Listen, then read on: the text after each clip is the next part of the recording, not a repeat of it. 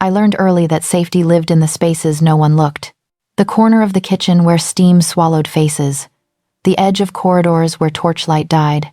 The hour before dawn when even alphas slept and I could move through Alpha King Henry's fortress like smoke through stone.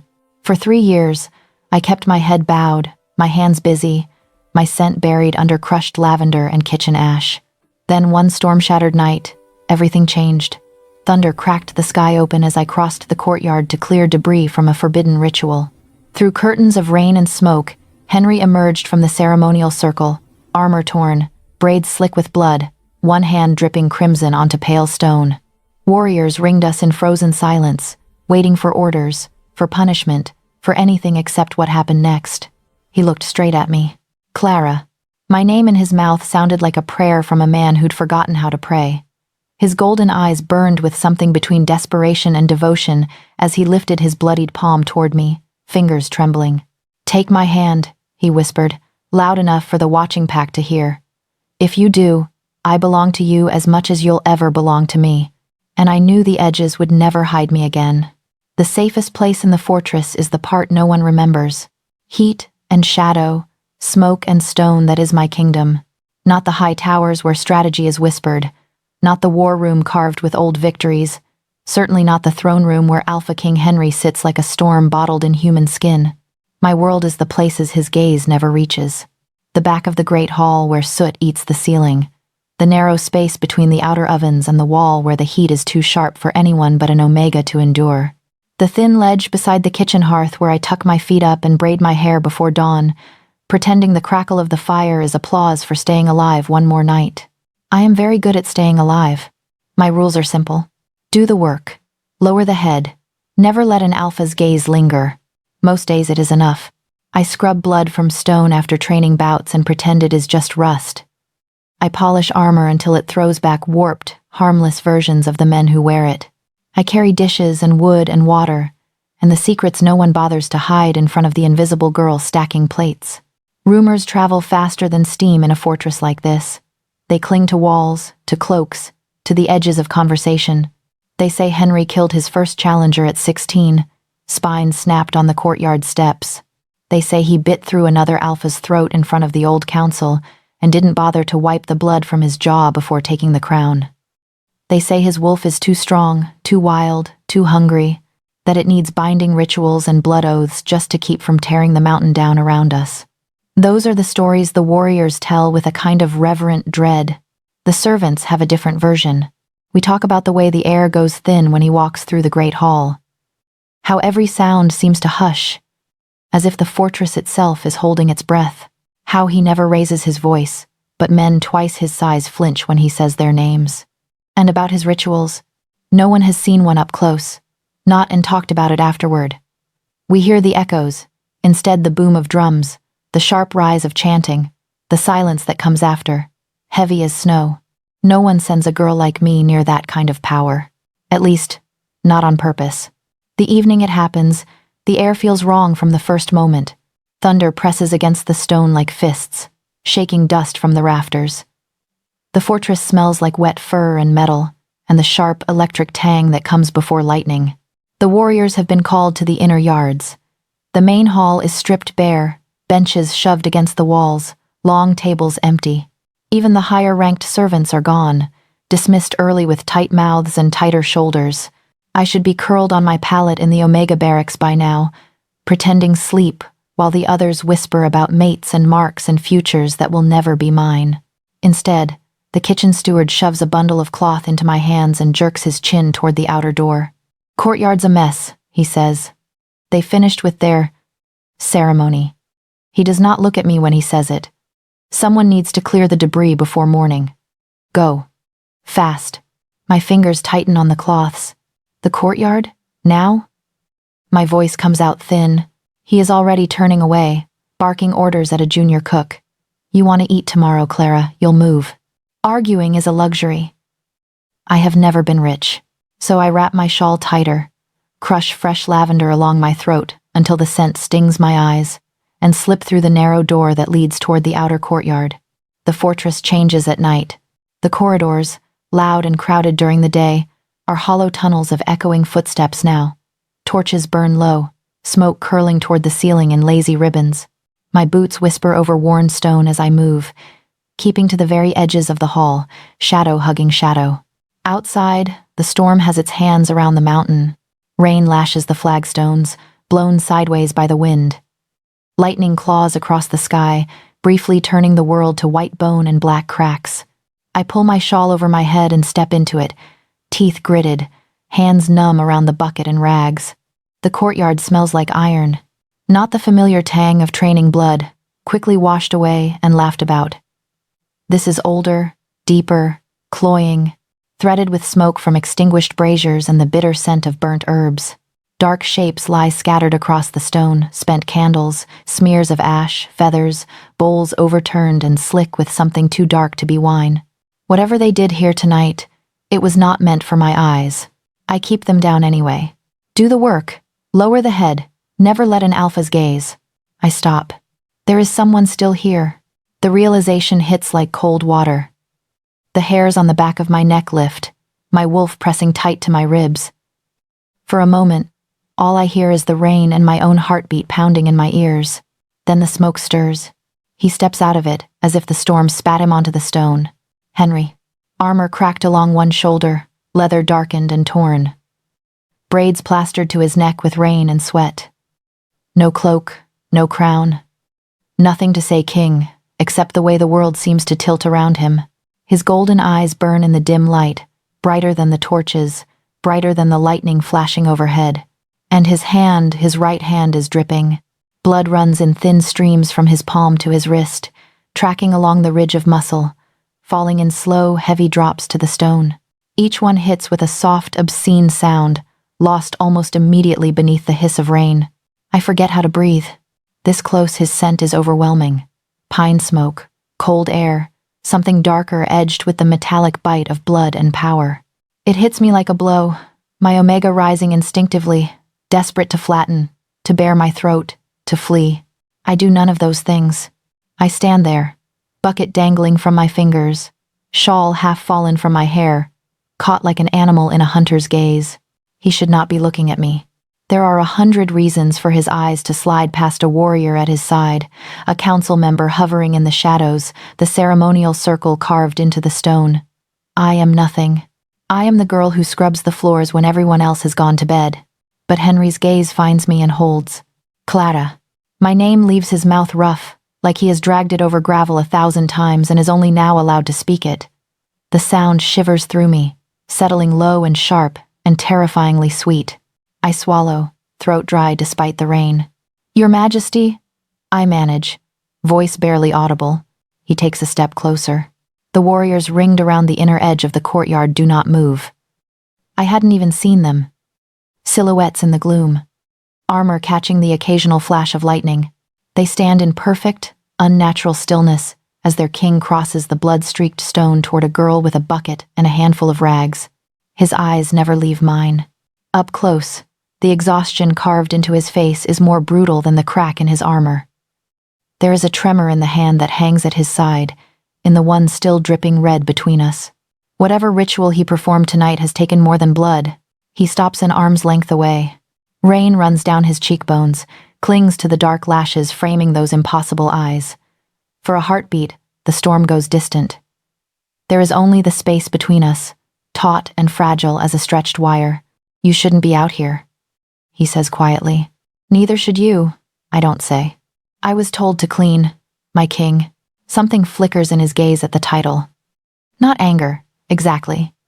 Something like pain. Henry, he corrects, equally soft. At least when you're the one standing in my blood. I blink, glance down. A thin red arc stains the stone where the drops from his hand have fallen, just shy of my bare toes. My breath stutters. I step back on instinct, but his injured hand lifts, halting the movement. Don't. The word is a command, but the way he says it sounds almost like a plea. He extends his hand toward me. Blood runs from his palm in fresh streams, warm and shockingly bright even in the storm-dim courtyard. It should terrify me.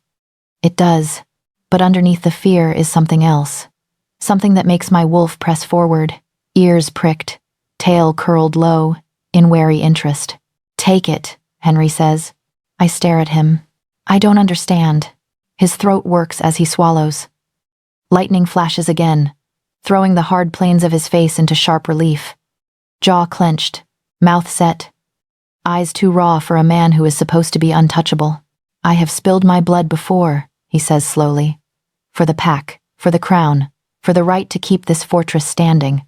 His gaze searches my face like he is looking for something only I might hold. Tonight I spilled it for a promise. It's not complete until someone takes it.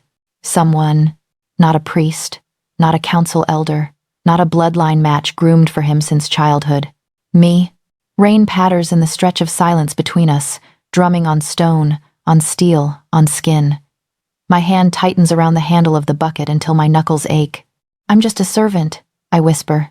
The corner of his mouth lifts, humorless and soft. Tonight, he says, you're the only one I trust. I should run. I should drop to my knees. I should do anything except stand there with my heart beating itself bloody against my ribs while the Alpha King holds his ruined hand out like an offering. Thunder rolls over the mountain, deep and distant. I take one step forward. The edges of the fortress have kept me invisible for years. One touch, one breath, one choice, and I know I will never belong to the shadows again. The courtyard is too quiet. Rain still falls, needling my skin, but the storm's roar has gone distant, as if the world pulled back to watch. I become aware of the circle of warriors only when one of them shifts, leather creaking in the hush. They stand like carved stone around us, faces unreadable, eyes flicking between their king and the Omega girl who should not be here. Henry's hand is still outstretched. Blood drips from his palm in slow, steady beats, each drop shattering on the stone between us. My own heartbeat tries to match the cadence and fails, racing faster, harder, until my chest aches. Henry, I say, and the name tastes foreign on my tongue, like something stolen. This isn't for me. His gaze does not waver. It is exactly for you. His scent rolls over me on the wet air, thick and overwhelming. Pine smoke, cold wind, the metallic bite of blood and something deeper, roughened now with fraying control. My Omega pushes against my ribs, torn between the urge to bow and the savage, bewildering desire to step closer. Somewhere to my left, a voice cuts through the rain. My king, a warrior says tightly. The council is not here, Henry answers without looking away from me. His voice is calm, but I hear the crack in it, the fault line running under the surface. They chose to watch from their safe little tower, remember? Another voice, older, rides the wind from the balcony above, sharp as snapped bone. Henry, it calls. End the ritual. You have given enough. Do not bind yourself in front of witnesses. We can complete the circle properly at dawn. Properly. With the right names, the right blood, the right politics. Not with a kitchen Omega whose hands still smell faintly of bread, dough, and ash. My fingers curl in on themselves. You should listen to them, I whisper. I'm no one. This is a mistake. A muscle jumps in his jaw. Look at me, Clara. I already am. I don't know how to stop. I have been bleeding for this pack since I was 16, he says quietly. For borders, for land, for men who would gladly stab me in the back if it gave them a taste of my power. I have slaughtered challengers. I have knelt in my own blood to hold this crown. He lifts his hand slightly, fingers trembling. Tonight is the first time I have chosen to bleed for myself. The words hit harder than the thunder. For myself. For him. For me. The balcony murmurs again, council voices rising in frantic whispers. I catch fragments, unstable, reckless, Omega, bond. They speak as if I cannot hear them, as if I am a piece on the board instead of the girl standing in the center of their king's ruin. Release the circle, Your Majesty, someone calls. Do not anchor it to her. You cannot undo a blood promise once it seals. Cannot undo. Every instinct I possess screams that this is exactly why I should walk away. Why me? I ask, the question tearing out of my throat before I can swallow it. You could have anyone. Some highborn Omega trained to stand beside you. Someone the council approves of. Someone who knows how to be visible. He cuts in, something like humor cracking through the wreckage of his expression. Someone who does not braid her hair in the shadows and give away her bread? Heat rushes to my face. I didn't think he noticed those things. I did them because no one ever did. I watched you try to disappear in my own hall, he says, voice even softer now. Day after day, Year after year, my wolf noticed before I did, pacing every time your scent slipped through the room under all that lavender. He calmed when you were there, even if you never looked at me. I flinch. I never looked at him on purpose. It is madness, I say. Yes, his mouth tilts. But it is my madness. Let me have it. Another counselor leans over the railing, desperation fraying his tone. Henry, if you anchor that promise to an omega, they will use her against you. You know this. Release the blood or you risk the throne itself. I feel their fear like cold fingers on the back of my neck. Not fear for me. Fear of what this will make of him. Henry's eyes darken, gold swallowed by shadow. If the throne cannot withstand me keeping a promise to the one person who never asked me for anything, he says, it does not deserve to stand. The words shudder through the gathered warriors. One of them drops his gaze to the ground, as if witnessing something too intimate for the open air. My throat tightens. This will ruin you, I say. He laughs once, a rough, quiet thing that sounds almost relieved. You ruin me every time you walk into a room and pretend you do not feel your wolf looking for mine, he murmurs. This just makes it official. He takes the last step between us. Now there is no distance at all. Only heat and rain and the dizzying press of his scent, wrapping around me until I could drown in it. My heartbeat hammers in my ears. The world narrows to the bloody hand hovering inches from mine, and the way his shoulders seem to sag under an invisible weight. When I say this, he whispers, so low I feel it more than hear it.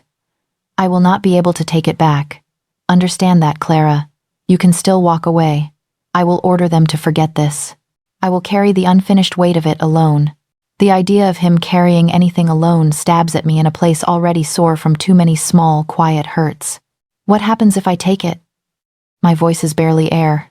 Then I belong, he says, and there is no king in that moment, only a man standing in the rain, stripped bare.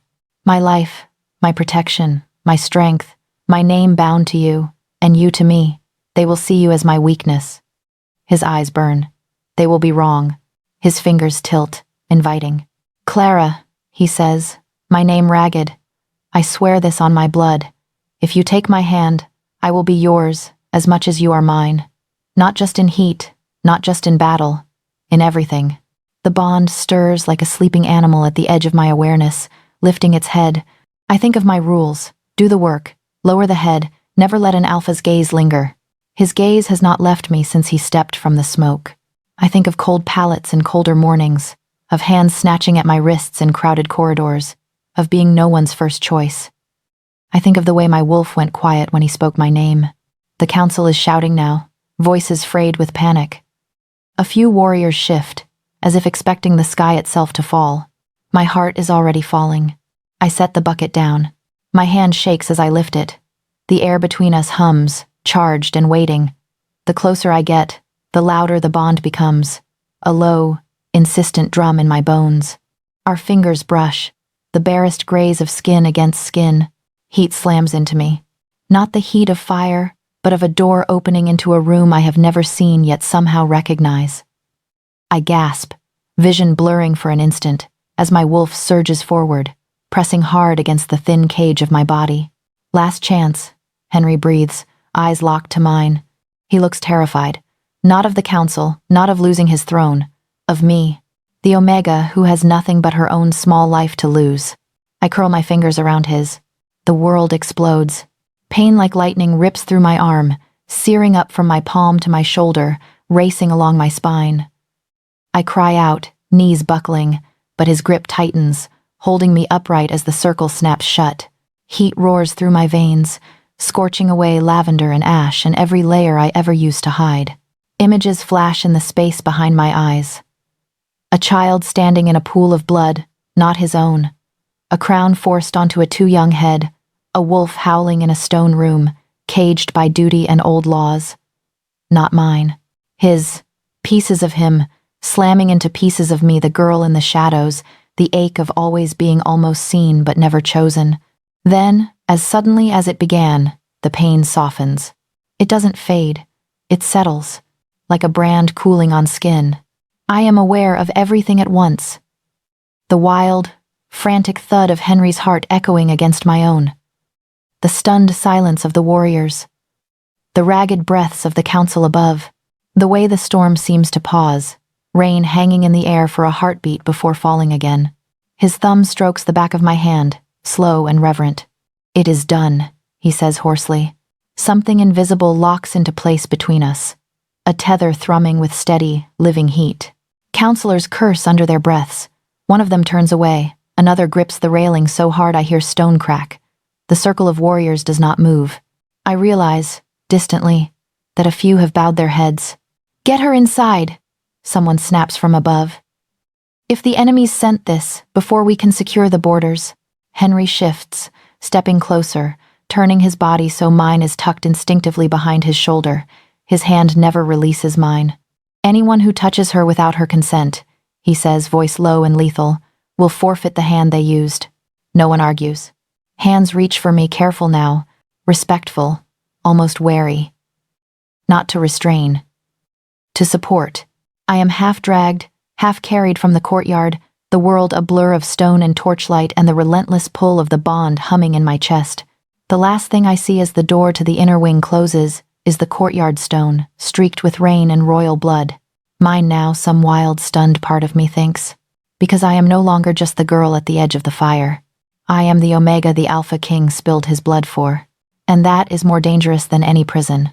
They say the king's chambers are a paradise. From the bed, wrapped in blankets too soft to be real, it feels more like a cage. The room is all dark stone and deep color, heat collected in heavy drapes and fur rugs. A fire murmurs in the hearth, its glow licking over carved beams, iron sconces, the polished curve of armor resting on a stand near the wall. Henry's armor. The same plates I used to scrub with sand and oil in the great hall while he was nowhere in sight. Now the armor is empty, and he is here. "Hold still," he says quietly, his fingers close around my wrist, turning my hand palm up.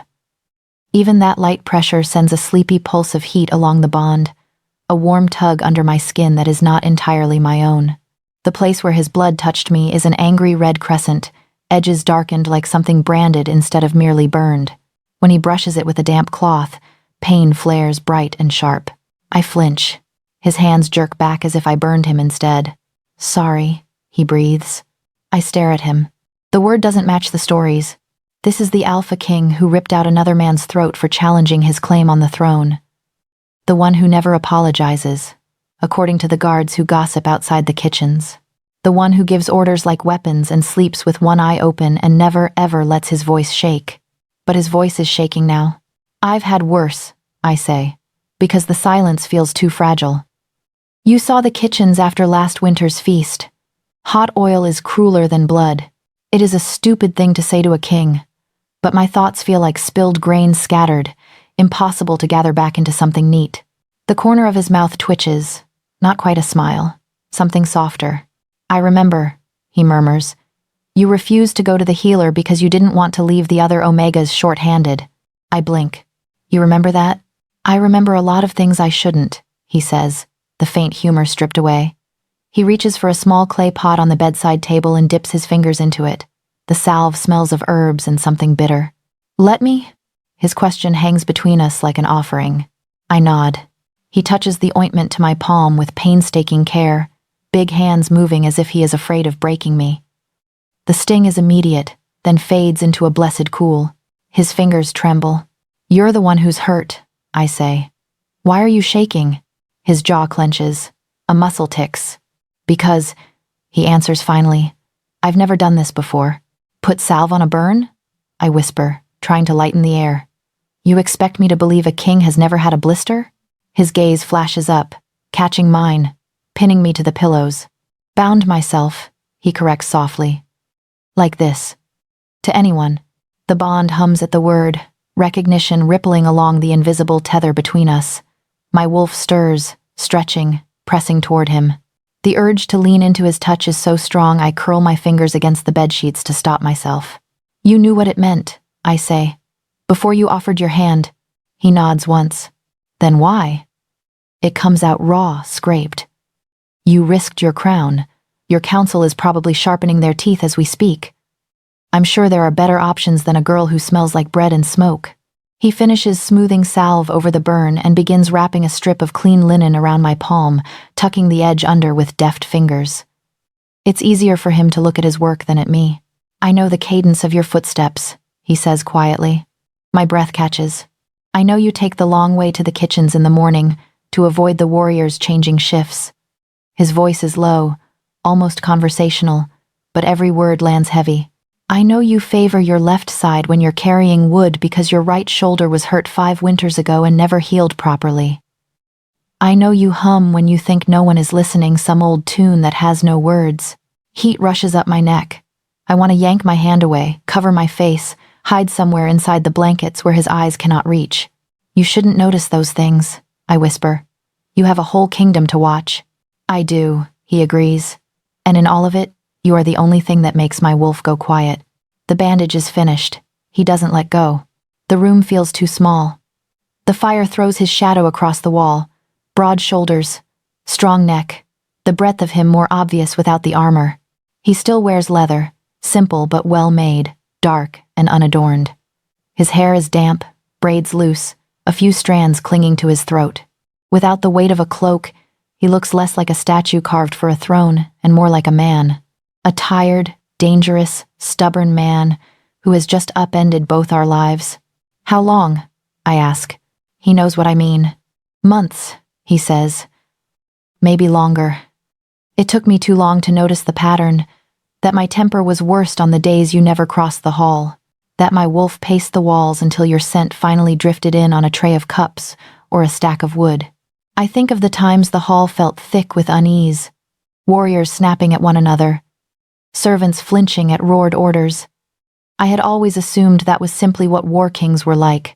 I thought you barely saw me, I admit. His fingers flex around mine. That was the problem, he says hoarsely.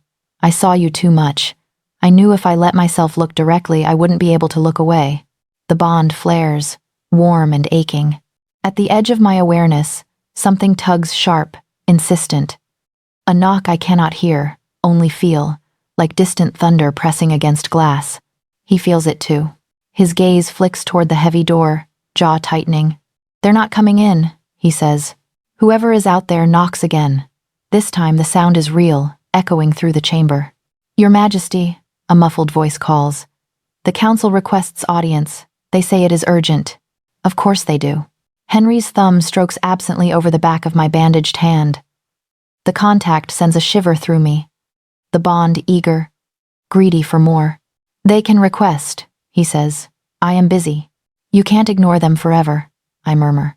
His eyes return to my face. Tonight I can. Something in my chest stutters. The knock comes a third time, more insistent. A different voice now, sharper. My king, this concerns the ritual. We must know the nature of the attachment you formed. Attachment, as if I am a stray limb, an unfortunate growth that can be cut away. Henry stands. The sudden loss of his warmth makes me feel oddly bereft. He doesn't drop my hand until the last possible moment, fingers sliding from mine like something reluctant to let go.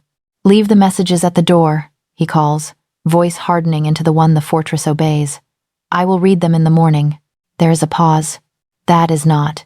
In the morning, he repeats, soft but unmistakable. Silence. A moment later, footsteps retreat down the corridor. He exhales, shoulders sagging for just a heartbeat before he turns back to me. You just defied your entire council, I say faintly. For a bandage. For a night, he corrects. He drags a chair closer to the bed and sits, forearms braced on his knees. It is a posture I recognize. I saw him hold it over a dying warrior once, jaw tight, eyes hollow. But there is no armor now, no blood that is not his own. They will try to twist this into something they can tolerate tomorrow. Tonight, I am allowed to be what I am. And what is that? I whisper. He looks at me like he's been waiting years to say it. Terrified. The word punches the air from my lungs. I have fought men 3 times my size, he continues, voice rough. I've faced packs at the border, poison in my cup, blades at my back. None of that frightened me like watching you take my hand. I swallow hard. You're the king, I manage. You're not supposed to be afraid. Then I am a poor king, he says simply. Because I am afraid now. I painted a target on you in front of every set of eyes that matters. I gave them a map to my throat and told them where to cut. His hands curl into fists between his knees. Henry, I say softly. He looks up, and whatever mask he uses for the court is gone. No steel, no distance. Just a man whose entire body is braced like he's waiting for a blow he cannot block. I have never had anything they could use against me, he says. Not family, not a lover, not a weakness. That was by design. It kept this place safe. His mouth twists. And then a girl who smells like bread and lavender walked through my hall and looked at the floor instead of the throne, and my wolf decided safety was overrated. My heart aches. I didn't ask for this, I whisper. I know. I don't know how to be what you think I am. His gaze softens, the hard lines of his face easing. I don't need you to be anything, he says. Not a queen, not a symbol, not a shield. I just need you to exist, preferably within reach. The bond pulses, warm and steady. Within reach is dangerous, I say. For who? He asks quietly. Me or them? The thought of anyone testing that makes my skin crawl. For a moment, I see the courtyard again, the blood, the rain, his hand outstretched. Whatever else he is, whatever terrible things he has done, he chose to stand with me in the center of his own ruin. My fingers move before I can stop them. I reach out and rest my bandaged hand on his clenched fist. His breath hitches. The simple touch deepens into something else, a slow unfurling inside my chest, like a door opening to a room full of new air. It is not heat, exactly, not desire, or not only that, it is relief, fierce and fragile, echoing down the bond from both sides at once. Then stay, I say, surprising myself as much as him. Just for tonight. His eyes close briefly. When they open again, they shine with something that makes my wolf lie down, head on her paws, finally at rest. I wasn't planning on leaving, he answers. He shifts his chair closer until his knees nearly touch the side of the bed. His forearms rest there again, his hands open now, not fists. He looks less like a king and more like a man keeping watch over the one thing he cannot bear to lose. The fire burns low. The storm outside pulls away from the mountain. Messages pile up unanswered beyond the door. Inside Henry's rooms, the bond hums between us, a quiet, living thing. I lie back against the pillows, our hands almost but not quite touching on the blanket, and listen to the sound of the Alpha King breathing in the dark. The first thing Henry takes from me is the door. Not by locking it. The heavy oak stays bare of bolts and chains. Instead, he seals it with a few quiet words, and the weight of his command, layered over my skin like a second bandage. You don't leave this wing unless I say so.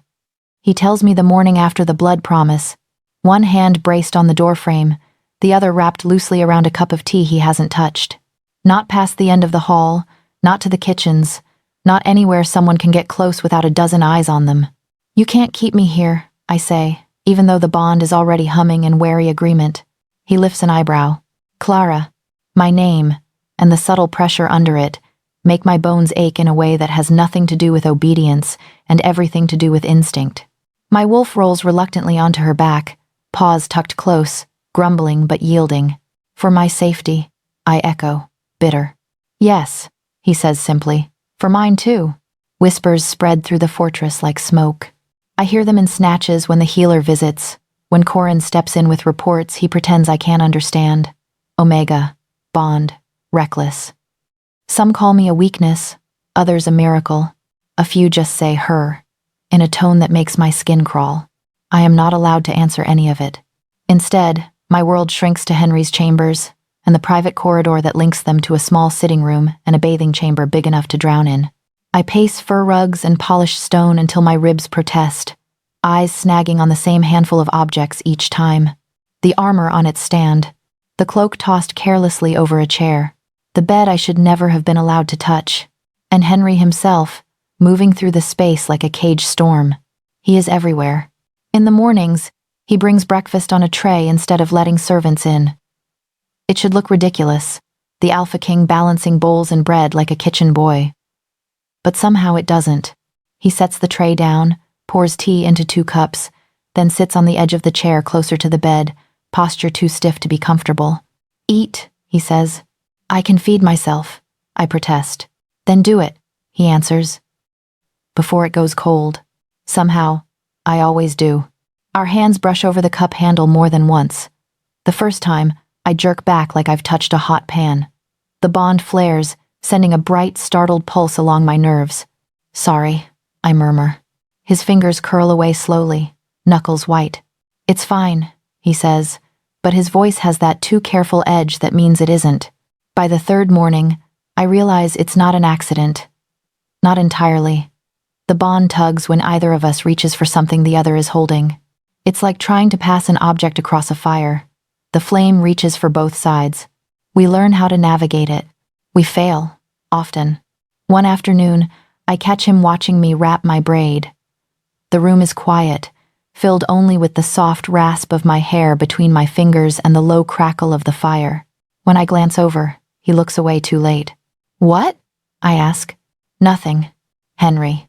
His jaw works. It's strange, he says. Seeing you do that here instead of in the hearth shadow of the great hall. You noticed me then, I say softly. I tried very hard not to, he replies. Nights are worse. Sleep is shallow now, full of strange dreams, blood on stone, hands reaching, the flash of his eyes in the dark. When I wake gasping, heart thundering, there is always a breathless second where I don't know where I am. Then the bond answers, steady and warm. And I feel him. The first night, I find him in the chair by the fire, elbows on his knees, head in his hands, armor traded for a linen shirt, bare forearms tight with strain. He looks up as I shift, eyes catching the glow. I thought kings had better things to do than babysit terrified omegas, I say, my voice hoarse. Probably, he answers. Unfortunately for them, I don't care. You can't sit there all night. He shrugs. I've stayed awake for less. But why? I push. You could command me to sleep. You could leave guards at the door. You don't have to. I wave a hand at him, at his rumpled shirt, at the exhaustion smudged under his eyes. Do this. Something flickers in his expression. I'm not here as your king, he says. I'm here as the idiot who tied his life to yours, and now can't breathe properly when you wake up choking on nightmares. The words lodge in my throat. Go to bed, Henry, I whisper. I am in bed. He nods once toward the chair he hasn't left. It would be easy to laugh it off, to turn my face to the wall and pretend I can't feel his gaze on me in the dark, shared breaths echoing the slow, reluctant softening of his posture as the night drags on. Instead, I lie awake and listen to him shift, to the soft sigh that escapes him when he thinks I'm asleep. Chains made of care. I know iron when I feel it. These are softer, but they hold just as well. The council keeps trying to rattle them. Messages arrive constantly, rolled parchments slipped under the door, the wax seals pressed with increasingly sharp-edged symbols. Henry steps over them until there is a small drift, like fallen leaves, gathered against the wall. You should read those, I say. Later, Henry. He gives me a look. You are healing, he says. I am making sure of it. They can wait until you're strong enough that the words won't knock you back into the bed. I am strong enough, I insist. You're still flinching when the wind bangs the shutters, he says quietly. Let me carry this part a little longer. Part of me bristles at the protectiveness, at being managed like a fragile object. Part of me sinks into it, starved for the luxury of having someone else hold the world back for a moment.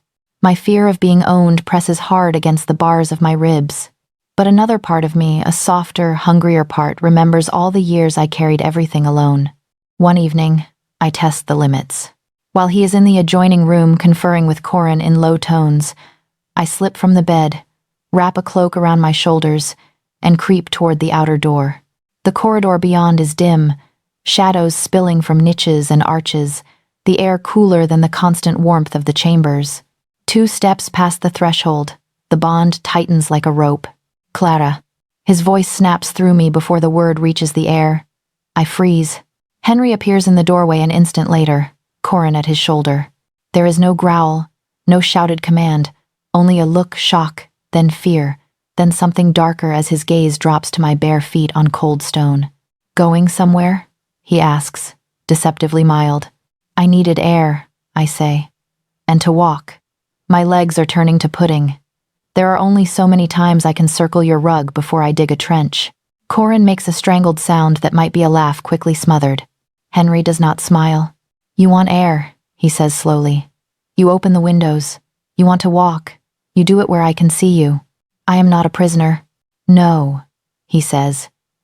You're worse.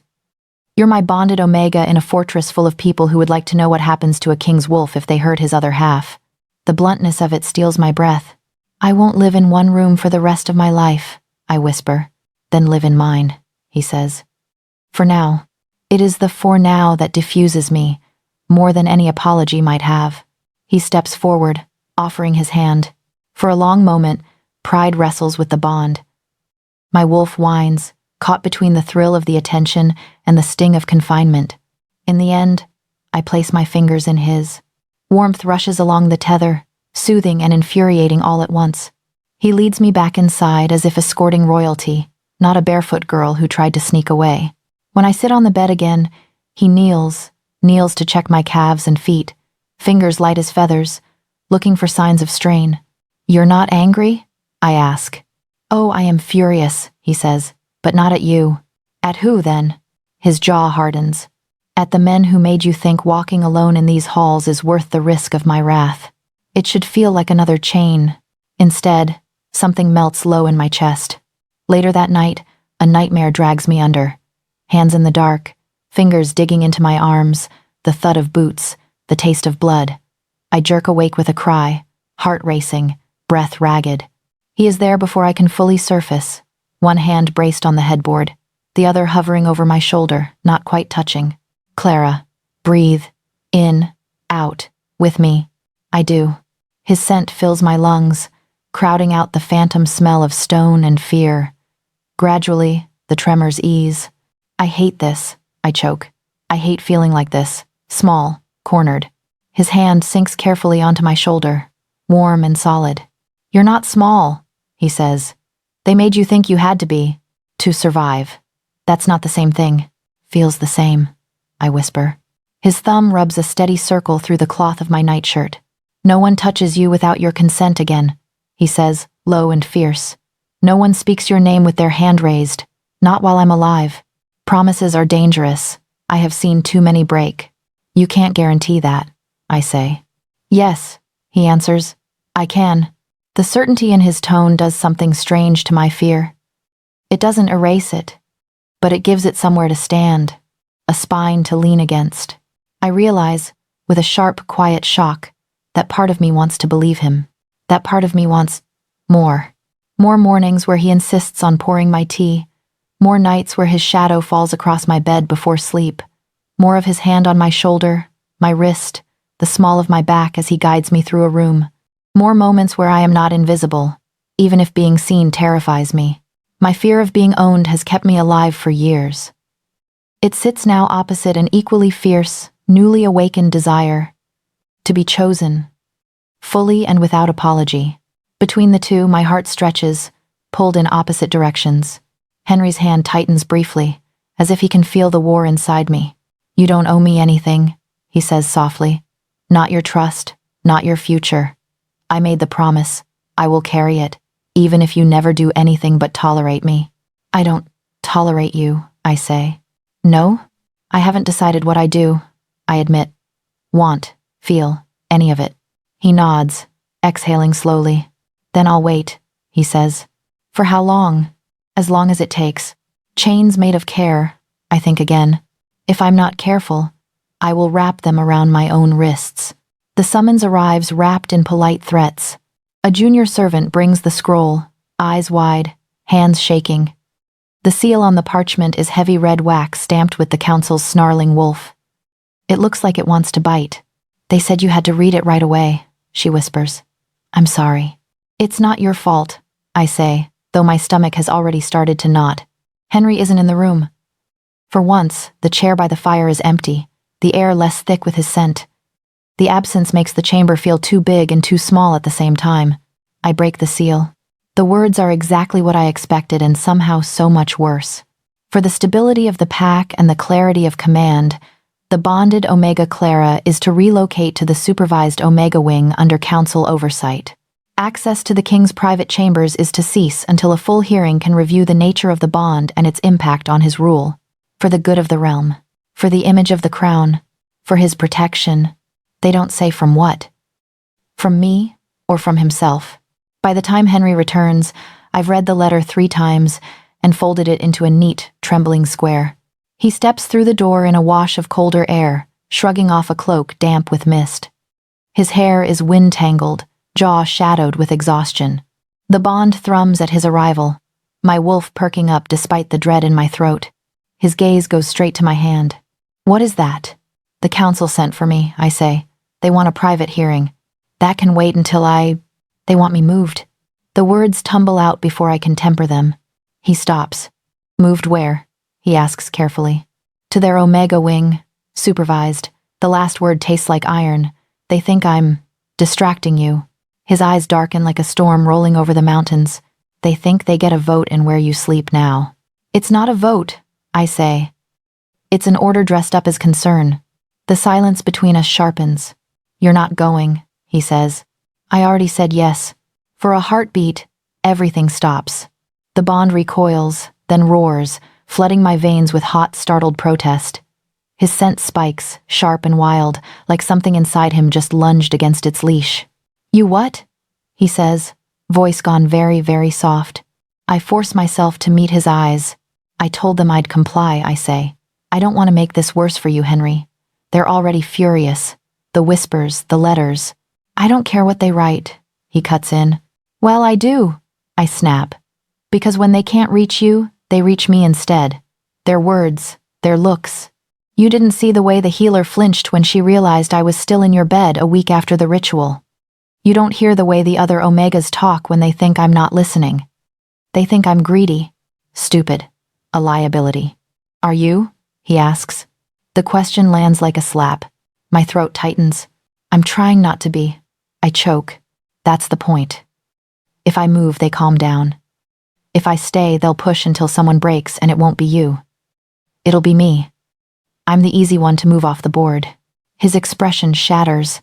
In 2 strides, he closes the distance between us. Don't say that, he growls, low enough that it's more vibration than sound. The bond flares again, answering the edge in his voice. Don't talk about yourself like you're a pawn. You are not a piece. Then why does it feel like everyone keeps trying to pick me up and put me where they want? Because they're fools, he says. And I've let them think they could. You haven't exactly stopped them, I throw back. That's because I thought, he breaks off, dragging a hand through his hair, fingers shaking. I thought you were still breathing, still eating, still healing.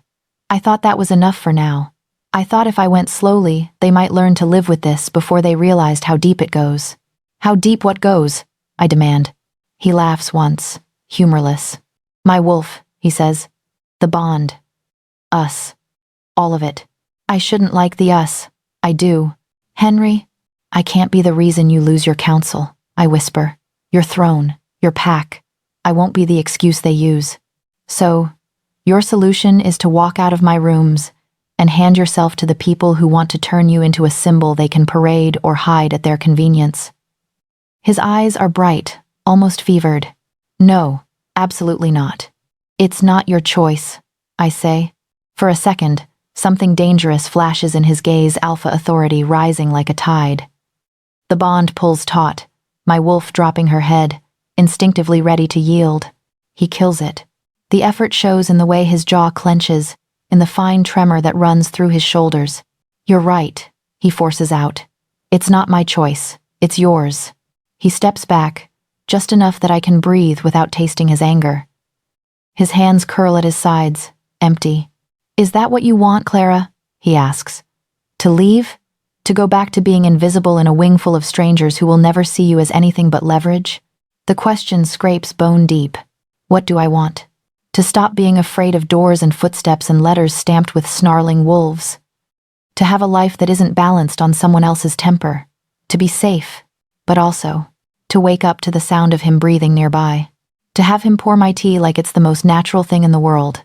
To feel his gaze on me and know it isn't a mistake, or a trick, or a threat.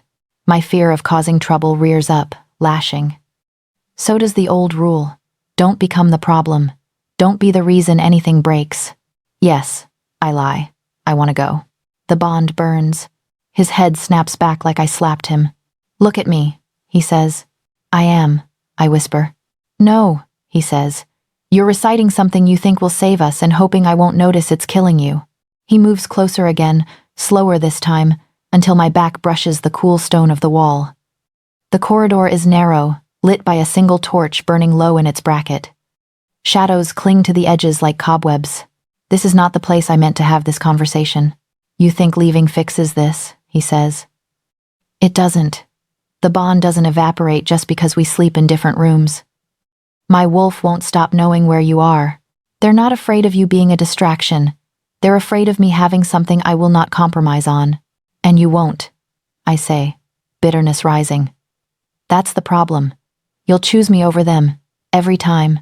He leans in, hands braced on either side of my shoulders, caging me without touching. That's not the problem, he says quietly. That's the truth.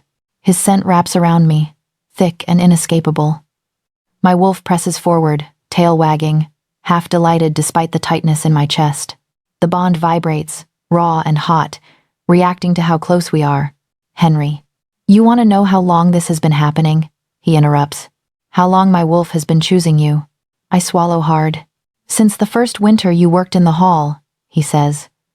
You came in with a stack of firewood too big for your arms. You nearly dropped it on your foot. Every alpha in that room smelled omega and thought useful or trouble. My wolf smelled you and thought mine and hasn't shut up since. My knees go weak. That was 3 years ago. I manage. I know, he says. I considered sending you away, really far. A safe pack, distant allies. Somewhere my wolf couldn't scent you every morning before dawn. I didn't, because the thought of you out there without anyone who knew what you looked like when you smiled made me physically ill. I let out a broken sound. That's not rational, I say. No, he agrees. It's not. Neither is offering my blood in a storm. Neither is watching you choose to hurt yourself to make my life easier. I am not rational where you are concerned, Clara. I am something else. The anger between us twists, heating. It stops feeling like something meant to drive us apart and starts feeling like something we're both using as a shield to avoid looking at what sits beneath it. His forehead drops to rest against the stone beside my head.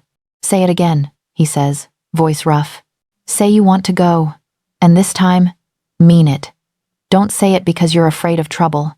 Don't say it because you think you owe them. Say it because being near me is worse than whatever they'll do to you. I can't. The truth crowds my throat, choking the lie that used to come so easily. Henry, I whisper. I don't know how to want both things at once. Both?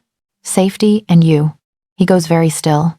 Then, slowly, he turns his head until our foreheads touch. The contact is small, barely more than pressure, skin against skin.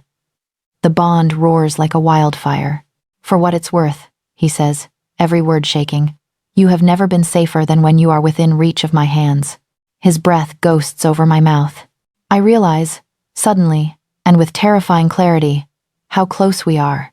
How easy it would be to tilt my chin up, close the thin space between us, let the bond drag us the rest of the way into whatever happens next. I can't ask you to choose me over your crown, I say. You're not, he answers. I already did. His hands, still braced on the wall, curl inward. I feel the tension thrumming through him, the way his body strains against his own restraint. Tell me to stop, he says. If you want me to. Tell me to let you go to them and I will. I'll walk you to that cursed wing myself and station guards outside your door and pretend I don't feel half of me ripping free every time you breathe. The bond pulses. I should tell him to stop. Instead, my fingers, traitorous and honest, lift to curl in the fabric at his chest. Don't, I whisper. His breath leaves him in a shudder. Clara. My name breaks on his tongue. He shifts, just enough that our noses brush. His hands come off the wall, hovering for a heartbeat in the air, before settling carefully, reverently at my waist. The touch is light, like he's afraid I'll vanish. I will not mark you unless you ask, he says, hoarse. Do you understand me? No matter what the bond wants, no matter how my wolf howls, that choice is yours, always. The promise sinks into me, sinking hooks into places already half-claimed. Henry, I breathe. Say you understand, he insists. I understand. Good, he whispers. Then he kisses me. It is not the desperate, bruising thing I thought an alpha king's kiss would be. It is slow, careful. His mouth brushes mine once, twice, testing, asking. The bond stretches, then snaps taut, flooding my body with warmth that feels like finally exhaling after holding my breath for years. My hands fist in his shirt, pulling him closer. He answers with a low sound from deep in his chest, one hand sliding up my back, fingers splaying between my shoulder blades, holding me as if I'm something precious instead of something dangerous. The world falls away. There is only the press of his lips, the soft hitch of his breath, the way everything inside me that has ever curled in on itself starts, slowly, to uncurl. When we break apart, it's not because we want to, it's because we have to. He rests his forehead against mine again, eyes closed, breathing hard. This, he says, voice wrecked, is already more of a declaration of war than any challenge I've issued in the yard. I noticed, I whisper, my lips still tingling. We can't do more, he says. Not yet. Not until I've torn the teeth out of every man who thinks he gets to vote on your life. Ambitious, I murmur. Necessary, he replies. I laugh, a small, shaken sound that feels half like a sob. So what now? Now, he says, you don't move anywhere until I say it's safe. Not because they ordered it, because I'm asking. And if I still want to go? He opens his eyes. Then, I'll walk you there, he says. But I'll do it with your hand in mine, and my teeth bared at anyone who looks at you like you're an object instead of the person I chose. The council may still think they're in control. They don't know that in a dim corridor, against cold stone, the Alpha King almost claimed his Omega, and she almost asked him to let him. The first lie the council tells is that this meeting is about the good of the pack. The proof that it isn't stands beside me. The council chamber is carved straight into the mountain's heart, all echoing stone and cold air that smells like ink, old parchment, and older grudges. A long table stretches down the center like a spine, polished to a dull shine by generations of elbows and fists. Tapestries hang behind the elders' seats, wolves stitched in silver thread, watching with blank, patient eyes. Every chair is full. Henry doesn't slow as we enter. His hand rests low at my back, a steady, grounding weight between my shoulder blades, not pressing, not steering, just there. The bond hums in approval, stretching toward him like it's been waiting for this contact since we stepped out of his chambers. The room ripples. Some of the elders glance up and freeze. Others go still entirely, eyes tracking the point where his fingertips touch me. A few look away as if they've seen something indecent. This is the first time I've stood at Henry's side in this room. It feels like stepping onto a battlefield without armor. Your Majesty, intones Counselor Terran, oldest of them all, his voice echoing off the stone. You were summoned alone. And I chose to ignore that, Henry says. He guides me to the open space at the head of the table instead of the bench along the wall where attendants usually stand. If you want to speak about her, you'll do it where she can hear you.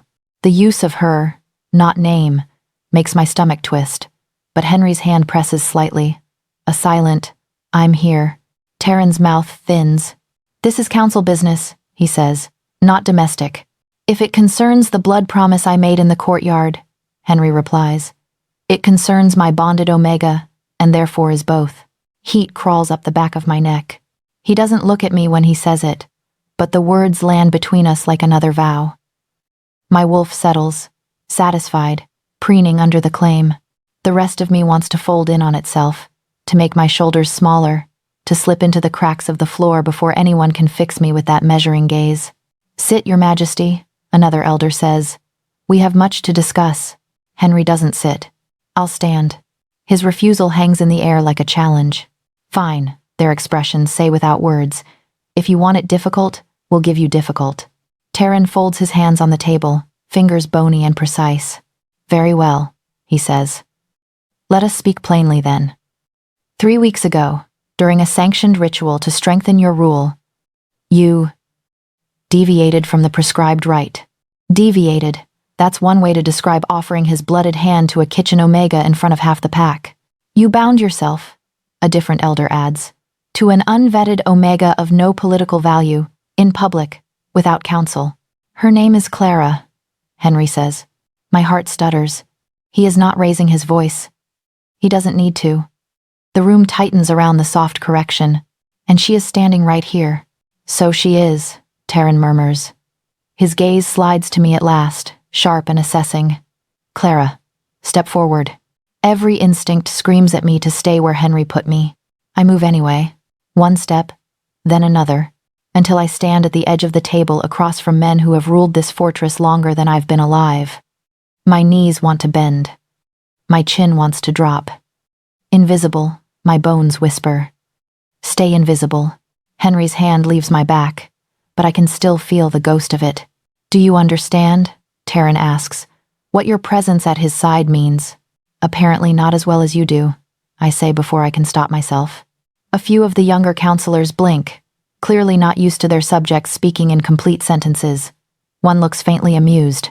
Most look annoyed. Taryn's eyes narrow. It means, he says, that every rival pack, every ambitious alpha, will look at you and see a lever, a way to move a king who previously could not be moved. We have built Henry's reputation carefully, unyielding, uncompromising, above personal entanglement. You complicate that. I didn't ask to, I answer. He offered his hand.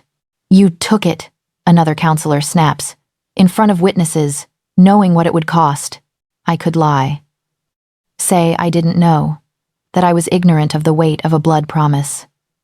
But Henry is here, and the bond between us vibrates with his reaction to every word. He promised not to mark me without consent. The least I can do is own the moment I consented to this. I knew enough, I say quietly. I knew it would change things. And you took it anyway. Taryn's gaze flicks to Henry. You see? She understands the consequences better than you have been willing to admit. Henry finally moves. He steps up beside me again, close enough that I feel the heat of him through my sleeve. If you think I didn't understand the consequences, he says, you haven't been paying attention. Then perhaps you no longer care for consequences, Taryn replies. Which is precisely why we are here. There is a rustle of parchment. One of the counselors produces another scroll, this one with a different seal, the mountain and crown of the fortress itself. We propose a solution, he says, for the sake of stability. You will stand in the great hall at the next full moon gathering and renounce the bond, publicly, clearly, with witnesses. The ritualists will guide you through the breaking of the promise. The Omega will be compensated and reassigned to a minor allied pack where she will be appreciated and protected. The words hit like blows. Renounce. Breaking. Reassigned. I know what reassigned means. It means shipped off like unwanted inventory. A living apology wrapped in skin. It means waking up far from the only stone I've ever known, surrounded by strangers who see me as a bargaining chip. Henry laughs. The sound is soft and utterly humorless. You want me to stand in front of the pack, he says, and admit I broke a promise sworn on my own blood. For the good of the pack, Taryn says firmly. Sometimes sacrifice is required. You always did prefer sacrifices made by other people, Henry murmurs. Your Majesty, a younger elder interjects, eyes darting between us. No one is asking you to abandon your duty to the girl. She will be cared for, placed where she cannot be used against you. My chest tightens. They keep talking around me, as if I'm a piece of furniture, a complication, a problem to be moved. It's familiar, too familiar. I feel myself start to fold, old habits snapping into place, shoulders hunching, gaze dropping, instinct screaming to make myself small, easy, agreeable. If I nod now, if I say, of course, send me wherever you like, maybe this will all stop before it becomes worse. The room begins to blur around the edges. Henry notices. His hand finds mine under the table, fingers curling around my own in a grip that says, don't you dare vanish. She is not a distraction, he says, voice suddenly rough. She is the person I chose. Chose, Taryn repeats, like he's tasting something sour. You speak as if this were a mating bond, and not a wild impulse indulged in the middle of a storm. It is both, Henry says. My wolf has known what she is to me for years. The blood only made it visible. A murmur ripples through the room. One of the elders leans forward. Then you are even more careless than we feared, he says. You let this attachment grow unchecked, and now you expect us to rearrange the structure of rule to accommodate it. Henry's grip on my hand tightens. I expect you, he says quietly, to recognize that strength is not the absence of ties, It is knowing exactly what you will burn the world down for and guarding it accordingly. And if what you would burn the world for is an Omega servant with no alliance value, someone snaps. A laugh bursts out of me, sharp and unbelieving. Good to know my worth in this room, I say. I'd almost forgotten what it felt like. Henry's head turns, eyes searching my face. Taryn sighs, weary. No one doubts the girl's qualities, he says. This is not personal, Clara. It is practical. The crown cannot be seen to bend for love. Once you show them where your heart is, every enemy will aim for it. I'm aware, Henry says. I still offered my hand. And we are offering one back, Taryn says. At the full moon, you step into the circle. Speak the words, cut the tether. She goes to a safer home. The pack keeps its unshakable king. Everyone wins. The room seems to tip. Henry releases my hand. For one terrible moment, I think he's considering it. That he will weigh the pack, the crown, the council, and decide that one Omega is not worth the cost. His next words tear that fear to pieces.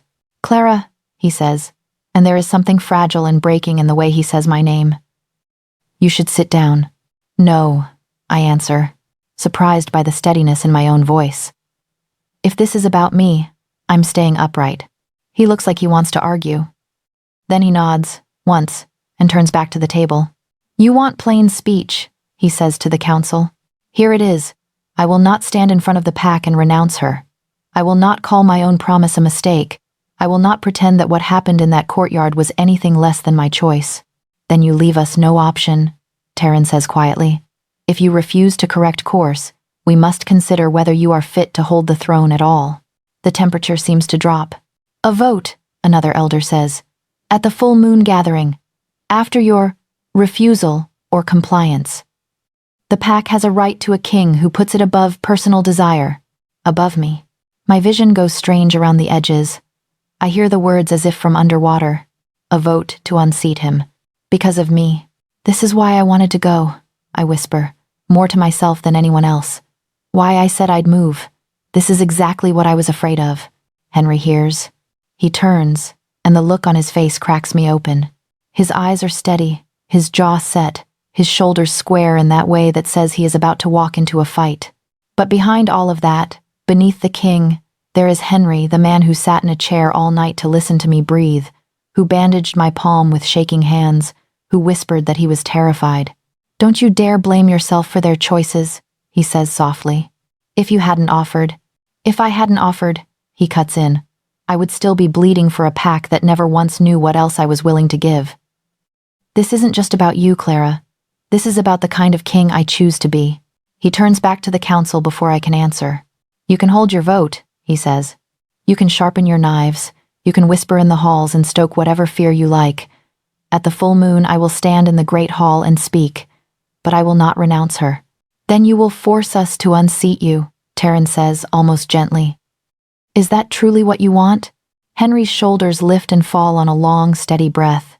What I want, he says, and each word lands like a stone dropped into still water, is for my pack to see me as I am, not as a mask you've built. I want them to know that their king can bleed, can choose, can love, and still stand. If they decide they would rather have a crown without a man under it, that is their loss. The room is silent. He reaches for my hand again, threading our fingers together in full view of every watching eye. She is my promised Omega, he says, voice calm, eyes shattered. Whatever you vote, whatever you threaten, that will not change. The ultimatum hangs in the cold air between us. Full moon, break the bond and send me away. Or keep me, and risk losing everything. Later, when we leave the chamber, my legs somehow still carrying me, I realize something that makes both fear and a fierce, painful pride bloom in my chest. The council may wear their masks and speak of stability, but Henry walked into their den, took mine off, and refused to put his back on. And now, for better or worse, the whole pack will see the face beneath. The full moon turns the great hall into a throat waiting to close. Torches burn higher than usual, their flames guttering in the draft that slips under the great doors. The banners have been taken down, leaving bare stone and the echo of every decision ever made in this room. The pack fills the space wall to wall, warriors in dark leather, Servants pressed along the edges, omegas clustered like islands in a sea of bodies. At the far end, the council stands on the dais below Henry's throne. In the center of their table lies the blade. It is not large, not jeweled or ostentatious, just a length of metal honed so fine the edge seems to blur. Symbols are etched along the flat, old and cruel, the kind of marks meant to cut more than flesh. My blood runs cold just looking at it. "Clara," Corin murmurs beside me. "Remember, you don't have to." "I know," I say, though my voice barely makes it past my lips. I stand alone on the polished stone at the center of the hall. No rugs, no decorations, just me, the throne, the council, and the knowledge that every eye in the room has learned my shape. The horns sound. Conversation dies in an instant. Henry enters from the side door, not the grand one.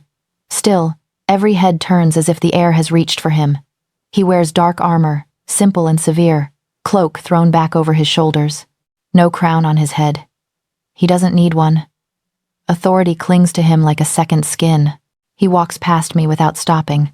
The bond tugs, protesting, but he doesn't look my way. Not yet. He climbs the short steps to the throne and stands beside it instead of sitting.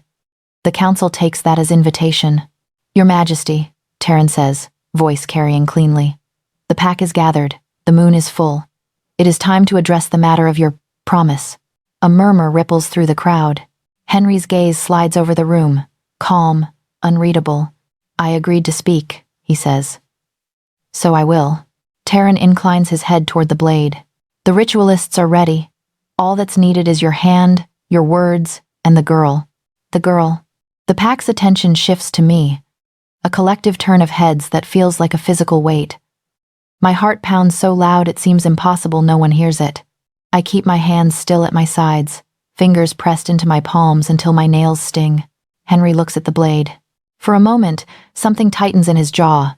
Then he steps down from the dais, not toward the council, toward me. The hall goes utterly silent. Each footstep echoes, measured and unhurried. I can't make my lungs work right. The air feels too thick, as if the entire mountain has decided to watch. He stops a few paces away. Up close, I see the strain around his eyes, the tension in his shoulders. I also see the decision already made there. "Clara," he says softly. "No title, no distance, just my name." "Yes," I manage. He takes another step closer. "Look at me," he murmurs. I do. And then the Alpha King does something no one in this hall has ever seen. He goes to his knees. The sound is small, a dull thud of armor against stone, but it lands like thunder. A collective inhale shudders through the room. Somewhere, a wolf whines low, confused. My world narrows to the impossible sight in front of me. Henry kneeling. Not in defeat, not in supplication to the council or the moon. To me. He reaches for my hands. They shake as I lift them, but he takes them anyway, wrapping his much larger fingers around mine. The bond surges, fierce and bright, like it's been waiting for this position. Him lower than me, his head tilted back, eyes searching my face. "Henry," I whisper, throat tight. He swallows hard. When he speaks, his voice is low but carries to the edges of the hall. "You all want to know," he says, gaze flicking briefly to the watching crowd before returning to me. "What she is to me, whether she is a weakness, a mistake, a distraction." His fingers tighten around mine. "Clara," he says, and the words are suddenly only for me. "You are the first quiet my wolf has ever known." My eyes burn. "When the world is too loud," he continues, voice cracking. "When anger claws at my ribs, and every instinct says fight, kill, tear one breath of your scent, and it eases. You walk into a room and the roar in my head drops to a murmur. For the first time since they put a crown on my skull, I can think without the taste of blood on my tongue. Taryn shifts on the dais. "Your Majesty." Henry ignores him. "You want the truth?" he says, louder now, still on his knees. "Fine, here it is. I would rather lose that throne," he jerks his chin toward the empty seat, "than spend the rest of my life pretending this bond is nothing. I would rather be called weak than force her to live as if we are strangers." My breath stutters. He takes a shuddering inhale. "I have killed for this pack," he says. "I have bled for this mountain. I will keep doing both if they let me. But if they demand that I stand here and call you a mistake, Clara. His voice breaks, just once. Then they are asking for a kind of lie I will not tell. The blade glints on the table behind him. Slowly, deliberately, Henry releases one of my hands and reaches back. The council watches, frozen, as he picks up the ceremonial knife. Gasps ripple through the room. He doesn't turn it toward his own palm. He places the hilt in my bandaged hand. The metal is cold, heavy. It fits my fingers as if it has been waiting, though I know that's just imagination. My heart slams against my ribs. Henry lifts our joined hands, blade and all, so the entire hall can see. Everyone seems very concerned with my choices, he says, voice steady again through sheer force. So hear this. I choose to put the decision where it always should have been. He bows his head, still kneeling. Clara, he says, you are free. The word drops into me like a stone into deep water. You are free to walk away from this bond, he goes on, each syllable carved out of him. Free to cut the promise and take whatever life they offer you in another pack. Free to choose a future where no one aims at you to hurt me. If that is what you want, I will stand up, smile, and tell them it was my idea. I will make sure you are untouchable wherever you go. My vision blurs. And if I don't? I whisper. He looks up. The vulnerability in his eyes takes my breath away. The king is gone. Only the man is left raw, exposed, hands open around a blade that could end the one piece of peace he's ever had. If you don't, he says, I will stand with you in whatever storm they call down.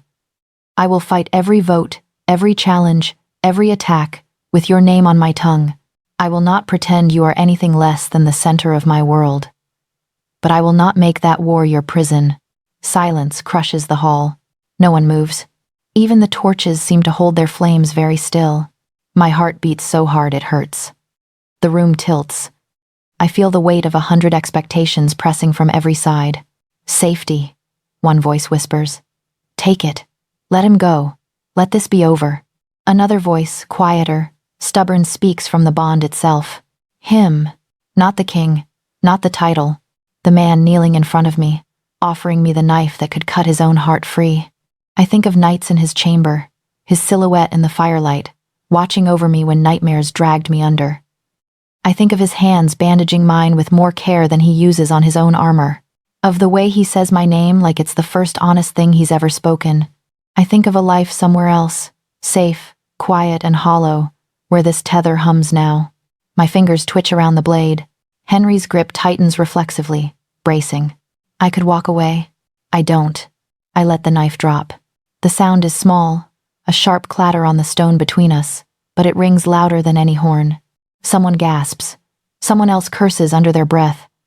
The council's carefully trained composure cracks, expressions flashing from shock to fury to fear. I don't look at them. I cup Henry's face in my now empty hands, thumbs brushing the rough stubble along his jaw. His eyes widen, golden and stunned, as if he had prepared for every outcome except this. I am not a symbol, I say, voice shaking. Not your weakness, not their compensation. I am an Omega who is very tired of being moved like a piece on a board. Clara, he breathes. I choose you, I say. The words are simple. They change everything. The bond surges, bright and wild, flooding my chest with heat that feels like joy sharpened to a blade. Henry's hands fly to my wrists, fingers trembling. There, I say, loud enough for the nearest rows to hear. Now if they want to unseat you, they'll have to do it knowing you didn't force me into anything. This is my decision, my risk. Our risk, he corrects, voice rough. The hall erupts not into chaos, not yet, but into sound, a low swell of voices, disbelieving, angry, awed. Somewhere, a wolf howls once, long and fierce. Henry rises slowly to his feet, keeping my hands in his. He turns to face the council, eyes blazing. You heard her, he says. Cast your votes, sharpen your knives. But understand this. Whatever you decide about my crown, the bond stands. You can strip the title from me, but you will not turn her into an apology for something I am not sorry for. In that moment, with the full moon pouring cold light through the high windows and the pack holding its breath, I realize something that makes my wolf lift her head and howl softly inside my chest. They may have a vote, but for the first time, so do I. The hall is still ringing with the sound of the blade hitting stone. It lies between us, harmless now, moonlight sliding along its edge. A few moments ago it felt like a guillotine hanging over my future. Now it is just metal. I chose not to lift. Henry is still on his knees. His hands are wrapped around my wrists, fingers trembling. His eyes search my face, like he is afraid I might vanish if he blinks. The great hall is full to bursting warriors, servants, elders, omegas, but I have never felt more like the only person in the room. I could leave him there. Let the image linger, a king brought low by an omega's choice. Instead, I slide my hands up, cupping his jaw, and tilt his face toward the council. Look at him, I say, my voice carrying farther than I expect. This is your king. A murmur ripples across the hall. A man who can kneel for love, I continue, is stronger than one who rules through fear alone. You wanted to know if he could put the pack above his pride. Here is your answer. He laid his crown at my feet and gave me the knife that could cut his heart free. I feel Henry's breath catch under my palms. I didn't take it, I say. Not because I'm weak, not because I'm foolish, because I have seen the man behind the armor, and I know exactly what kind of king he will be with this bond instead of without it. The bond flares. It rushes through me in a wave of heat and light, bright enough that for a heartbeat I swear I see it threads of gold stretching between us, humming with shared breath, shared heartbeat, shared choice. Judging by the sudden hush and the way a few wolves whine low in their throats, I am not the only one who feels it. The tether settles over the hall like a new law, not written in ink or carved into stone, but felt, known, unmistakable. Some of the elders go pale. One, a sharp-faced man who never once said my name, pushes his chair back with a scrape loud as a shout. This is madness, he snaps. A spectacle. You expect us to rule under a king who lets his wolf be led by this? He doesn't finish the word. He doesn't have to. Another elder, older even than Taryn, looks out over the crowd instead of at us. His gaze lingers on the warriors on the way. None of them look disgusted, only intent. On the younger omegas, whose eyes shine with something dangerously like hope. The pack is not revolting, he says quietly. They are watching. Watching a disaster, the sharp-faced elder spits. Watching a king who did not draw steel on his own people, the older man replies. Who handed power to the one person with the right to refuse him and was prepared to live with either answer. He turns back to Taryn. Perhaps strength looks different than we thought. Two elders stand abruptly. One removes his council sigil, a carved bone token, from around his neck and places it on the table with shaking fingers. I will not be part of this, he says. Either he falls or the old laws do. I don't have the stomach for either battle. The sharp-faced elder follows, tossing his own sigil down in disgust before stalking out, cloak snapping behind him. A few others shift uneasily. Most stay seated. Not out of loyalty, perhaps, but out of something simpler. Recognition that the wind has changed, and they are not ready to be buried under the old stones. Henry rises slowly to his feet. He doesn't pull away from me. If anything, his hand finds mine more firmly, our fingers interlacing with the ease of something that has wanted to happen for a very long time. He doesn't reach for a sword. He steps up onto the dais, taking me with him, and turns to face the hall. For years, he says, voice steady now, you have known me as a king who killed without hesitation, who took this fortress with his own hands and held it with blood and iron. That part of me has not changed. A ripple of wary amusement moves through the crowd. But you have not seen, he continues. What held that part of me in check? Rage is easy, control is not. I chose to bind myself to the one person who makes that control possible. If you think that makes me weaker, you have not been paying attention. He looks down at me, then back to the pack. The council wishes to speak of law, he says. So let us speak of law. Taryn's jaw tightens, but he nods, resigned. From this night forward, Henry says, no omega in this fortress will be forced into a bond without their explicit, spoken consent. Any attempt to coerce that consent through threat, debt, or violence will be treated as an attack on the crown. A buzz rises, sharp and electric. Furthermore, he goes on, omegas are permitted to hold positions of authority outside the domestic wings. If they have the skill for strategy, they may serve in the war room. If they have the mind for it, They may sit as advisors. They are not tools, they are pack. You cannot just rewrite one elder begins. I can, Henry says. I am. He squeezes my hand, and I realize I'm shaking. These changes are not because of Clara alone, he says. They are because I have been king long enough to know that we waste half our strength by chaining it to the shadows. He glances down at me, and something softens in his expression. But she is the first reason I cared enough to act. Heat stings my eyes. I stand beside him on the dais, not at the edge, not behind. My hand fits in his easily, my palm damp against his, my pulse slowly matching the steady beat of his own. I don't know what tomorrow will bring. Challenges, plots. Perhaps that threatened vote. The world outside these walls will not suddenly become gentle because one king knelt and an Omega refused the knife. We are not safe, not entirely, not ever.